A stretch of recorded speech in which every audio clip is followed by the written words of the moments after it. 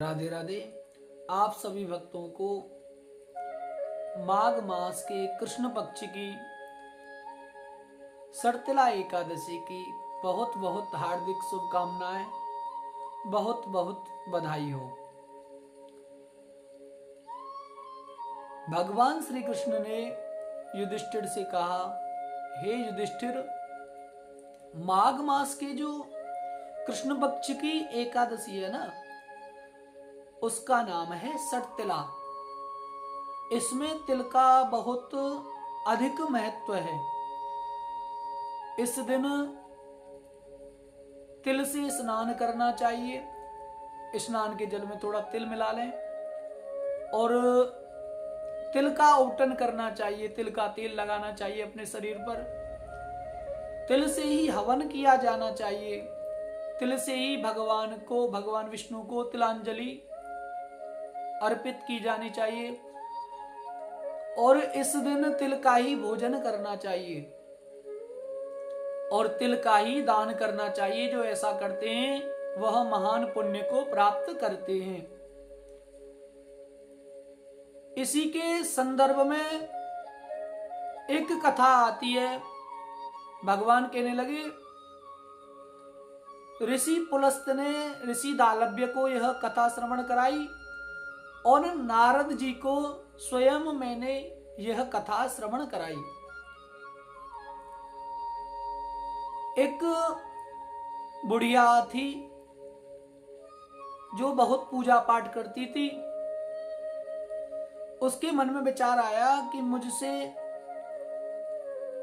अपने जीवन में, अब तो वह वृद्धता को तो प्राप्त हो गई, तो उसने मन में विचार किया, क्यों ना जो मैंने अपने जीवन में कोई पाप किया है, जाने अनजाने में कोई मुझसे अपराध हो गया हो, तो मैं चांद्रायण आदि व्रत करती हूं।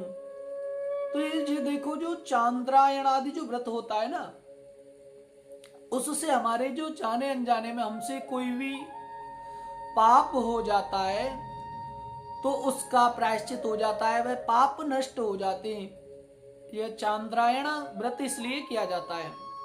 तो इसकी विधि क्या है कि जो चांद्रायण व्रत की जो विधि है ना, वह है जैसे हम प्रतिदिन 4 या 5 रोटी खाते हैं, तो उस भोजन का हमको 15 ग्रास बना लेना है और यह व्रत किसी भी मास हम प्रारंभ कर सकते हैं।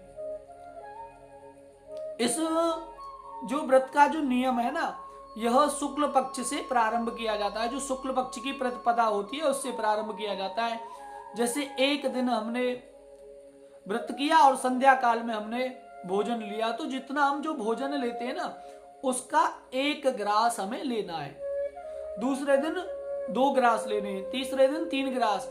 इसी प्रकार से जब तक पूर्णिमा होगी 15 ग्रास हम लेंगे। और जैसे ही पूर्णिमा को हमने 15 ग्रास लिए, फिर उसके बाद कृष्ण पक्ष की तरफ जब हम बढ़ेंगे तो जो प्रतिपदा होगी उस दिन हम लेंगे 14 ग्रास, फिर द्वितीया में 13 ग्रास। इसी प्रकार से यह व्रत 1 महीने तक किया जाता है। और जब व्रत का जो 1 महीना पूर्ण हो जाता है तो उस दिन ब्राह्मणों को बुलाकर भोजन कराएं और उनको यथा योग्य जैसी भी श्रद्धा है दक्षिणा अर्पण करनी चाहिए। अब उस बुढ़िया मैया ने चांद्रायण व्रत तो किया, लेकिन कभी उसने अपने जीवन में किसी को दान नहीं दिया। अब उसका महाराज अंतिम समय आया तो भगवान ने सोचा कि इस मैया ने व्रत तो कर लिया, इसने जो भी पाप किए थे अपने जीवन में जाने अनजाने में, वह तो सब इसके नष्ट हो गए, लेकिन इसने कभी दान नहीं किया। क्यों नहीं एक बार में इससे दान जाकर मांग लूं। तो भगवान एक साधु का रूप धारण करके आए और कहने लगे मैया से, मैया के द्वार पे आके कि मैया भिक्षाम देही, भिक्षाम देही, भिक्षाम देही। अब यह मैया अपने घर में चूल्हे पर पोता फिरा रही थी। अब महाराज जब बाबा ने बार बार यह बात बोली तो इसने क्रोध में आकर आई, क्या बात है, कि कहने लगे कि मैया कुछ भिक्षा दे दीजिए। मैं भिक्षा लेने के लिए आया हूं। मैया ने क्रोध में आकर महाराज गई और जो पोता का जो डरा होता है ना, जो पिंड होता है, उस पिंड को लाकर बाबा की झोली में डाल दिया। कहने लगी, बाबा कहने लगे मैया ये क्या है, ये क्या कोई खाने की वस्तु थोड़ी है। कहने लगी कि बाबा लेना है दान तो ले, नहीं तो आगे चलता बन।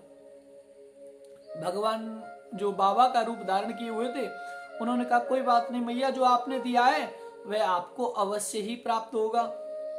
तो मैया के चांद्रायण व्रत के प्रभाव से मैया का जब शरीर पूर्ण हुआ तो मैया के सब पाप तो नष्ट हो गए, लेकिन जैसे ही बैकुंठ लोक में गई तो बैकुंठ लोक तो में जो मैया को जो महल मिला वह तो बहुत सुंदर, लेकिन मैया को खाने के लिए कुछ भी प्राप्त नहीं। अब तो मैया बड़ी दुखित हुई। तभी भगवान को पुकारने लगी, हे नारायण, क्या मैंने आपका ये जो चांद्रायण व्रत किया था, क्या इसका यही फल है? तो भगवान कहने लगे कि मैया, ये जो चांद्रायण व्रत है, इसके प्रभाव से तो आपने जो पाप किए थे, उन पापों से आप छूटकर आप इस बैकुंठ लोक में, स्वर्ग लोक में आ गई। तो कहने लगी कि मुझ मेरे खाने के लिए तो कुछ है ही नहीं। तो भगवान कहने लगे मैया, जो आपने दिया होगा तभी तो आपको खाने के लिए प्राप्त होगा। तो भगवान ने कहा कि मैया, आपने एक बार एक संत जी को मिट्टी का पिंड दिया था, ये आपके खाने के लिए, इसको खा लीजिए। तो मैया कहने लगी क्या ये कोई खाने की चीज है, मैं कैसे खा लूं इसे? तो भगवान कहने लगे कि मैया, जो आपने दिया वही तो आपको प्राप्त हुआ है। अब तो महाराज वे बड़ी दुखित हुई, रोने लगी कि महाराज कैसे भी इस दुख से मेरा छुटकारा कराओ। तो भगवान कहने लगे कोई बात नहीं मैया, मैं तुम्हें इस दुख से मुक्त होने के लिए उपाय बताता हूं। देखो, अब आप स्वर्ग में आई हो तो जो स्वर्ग में जो देवांगनाएं वे आपके दर्शन के लिए आएंगी।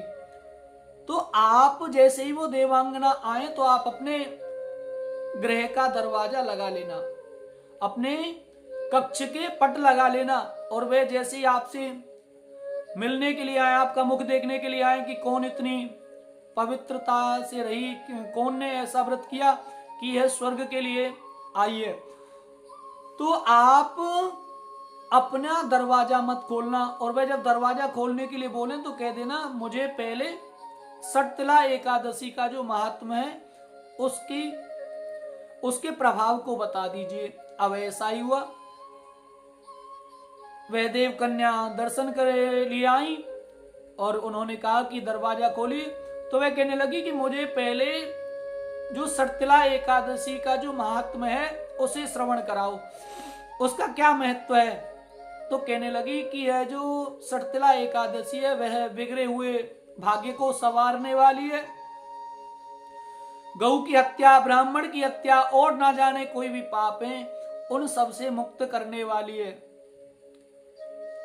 अब तो महाराज जैसे ही उस मैया ने यह श्रवण किया और जैसे ही उसने दरवाजा खोला तो जो मिट्टी का जो पिंड था वह आम बन गया। अब तो वह मैया बहुत प्रसन्न हुई और वह देवियां चली गईं। अब तो महाराज मैया ने क्या किया कि एकादशी का व्रत किया और एकादशी का व्रत करके उसका संपूर्ण फल भगवान के चरणों में समर्पित कर दिया। अब कहने लगे कि महाराज जब मैया ने दान नहीं किया और चांद्रायण व्रत किया तो मैया को भी बैकुंठ लोक में तो रहने के लिए निवास मिला, लेकिन खाने के लिए कुछ भी नहीं मिला।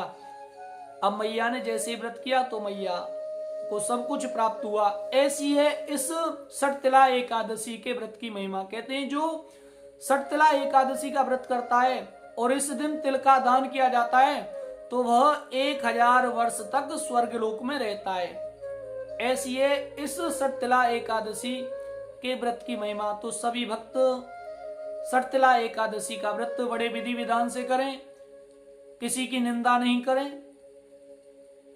किसी के विषय में कुछ गलत नहीं बोले, सभी से प्रेम भावना से रहें। अगर जो भक्त इस प्रकार से एकादशी का व्रत करते हैं